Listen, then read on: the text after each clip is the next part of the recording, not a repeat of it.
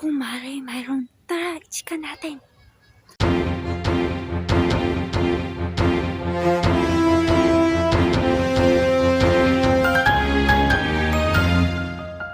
Hello mga mare! Hi, people of Marawi, Good morning, agumapya kapipita kano langon. and welcome to Ichika Station, the show that will make you embrace new things Learn new lessons. and conquer the house of facts and wisdom.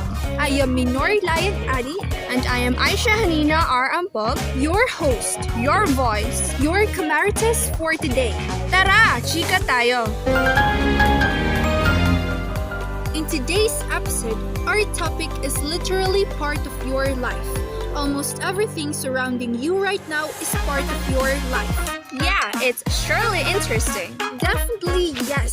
No more splitting time. Gonna discover and learn new things. New lessons, new discovery. It's Martis time! Introducing to you, our Chica for today is all about chemical bonding. Chemical bonding? Yes, it's chemical bonding. So chemical bonding, what about it? Well, in some researches, we have discovered that chemical bonding is a fundamental in the field of chemistry, and chemical bonding also explains concepts of molecules, reactions, ions crystal, and other stable species that make up everyday substances in our world. In chemical bonding, according to some books, it is an attraction between atoms, ions, or molecules that enables the formation of compounds. As I remembered, chemical bonding has three common types. These are ionic bonding, covalent bonding, and metallic bonding. Ah, you mean ionic, covalent, and metallic bonding? Yeah, I have remembered what are these three. First is the ionic bonding, which is the process of not sharing electrons between two atoms. It occurs between a non-metal and a metal. Definitely, that's it. Ionic bonding is also known as the process in which electrons are transferred to one another because the two atoms have different levels of electron affinity. Each atom bearing a positive or negative charge is called ion. Because of the transfer of electrons, the metal atom has a net positive charge and the non-metal atom has a net negative charge. The ion that carries a positive charge is called cation, while the ion that carries negative charge is called anion. Basically, ionic compounds have boiling and melting points, and mostly, they form as crystal. They conduct electricity if they dissolve in water and exist as ions. Lastly, they are brittle and easily broken down into small pieces. In comparison with covalent bonding, this is the process of sharing of electrons between two atoms. The bonds are typically occurs between a non-metal and a non-metal atoms.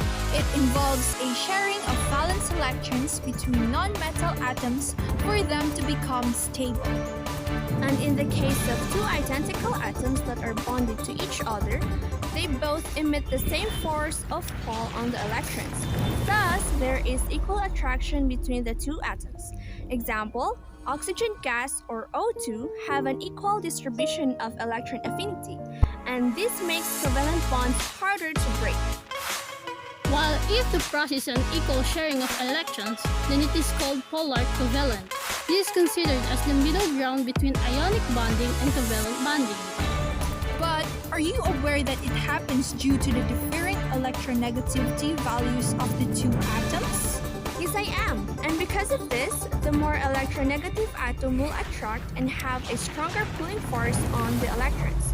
Thus, the electrons will spend more time around this atom. Finally, if the bonding occurs between metal atoms, it is known as metallic bonding.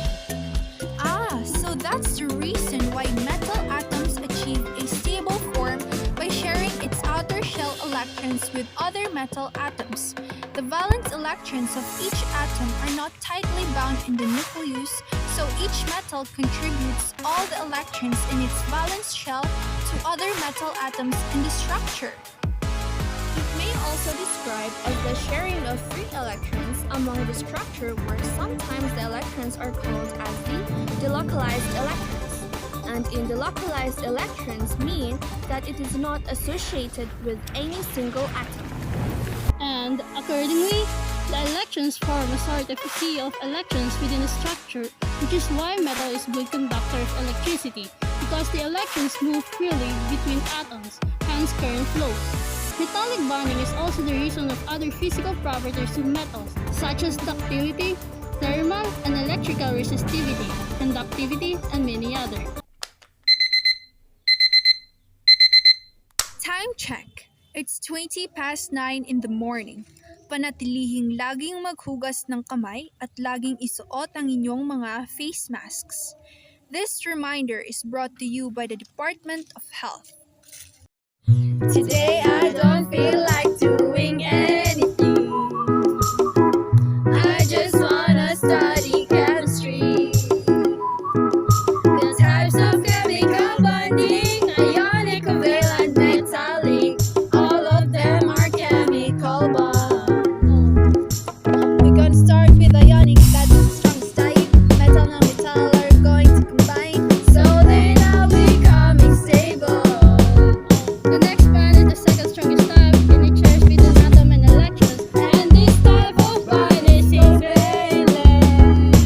Oh, it's covalent, covalent, covalent bonding. Today I don't feel like doing anything. I just wanna study chemistry. The types of chemical bonding, ionic, covalent, metallic, all of them are chemical bonds. Bonding is so fun, fun. Bonding is so fun, fun. Mari, mari, tara, ituloy natin yung chika.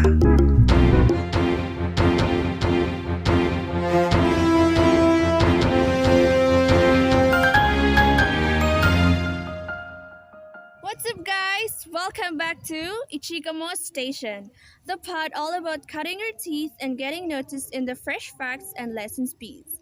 Today, we're taking an in-depth look at learning chemical bonding that captures both the vibe of your intelligence and who you are as an avid learner. Plus, I'll teach all about chemistry to enliven your image and view on this field. Be always updated and be the first sa latest. Undeniably, we are Marites! So, always stay tuned for our new Chica. For you to learn new things, new lessons, and discovery. Right now, Mr. Najib B. Pinote, a student from Mindanao State University, Marawi SHS, will be with us today to give us an enlightenment in regard to our topic. Thank you for joining us, Mr. Pinote. Hi, let us talk about chemical bonding. In chemical bonding, they follow a certain rule which is called the octet rule. The octet rule dictates that every atom seeks stability. Precisely, the octet rule is very clear that in order to gain stability, an atom must possess 8 electrons in its outermost energy level of valence electrons in a band, or exactly fill up its valence shell. Having 8 electrons total ensures that the atom is stable. This is the reason why noble gases, a valence electron shell of 8 electrons, are chemically inert. They are already stable and tend to do not need the transfer of electrons when bonding with another atom in order to be stable. When atoms have fewer than 8 electrons, they tend to react and form more stable compounds.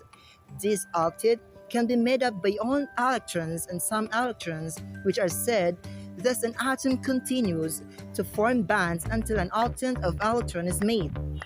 If you're wondering how or who proposed this research, the octet rule was proposed by Sir Gilbert Newton Lewis in 1916. So figuring out what's octet rule and what chemical bonding is all about, we've mentioned that the word atom for quite some time now.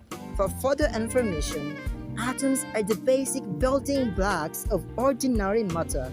Atoms can join together to form molecules, which in return, it forms most objects around you. I am Najib Pinotti, always reminding you, that seek knowledge to learn, not just to know. Happy Friday! Thank you to our guest, Mr. Pinotti Najib, for joining us today. You can rest assured that everything you have taught will be kept and remembered by our listeners. We wish you a happy day ahead. Next week, we'll continue to help you frame your expertise in every field by helping you nail down the lessons that will give structure to your new topic. That's it for this week's episode of Ichika Podcasting. Be sure to sign up to our email list at ichikamapodcasting.com. And follow us on your favorite podcast app so that you don't miss our next episode. I am Aisha Hanina R. Ampog. And I am Lion Queenie Aluminor. Wishing you happy podcasting!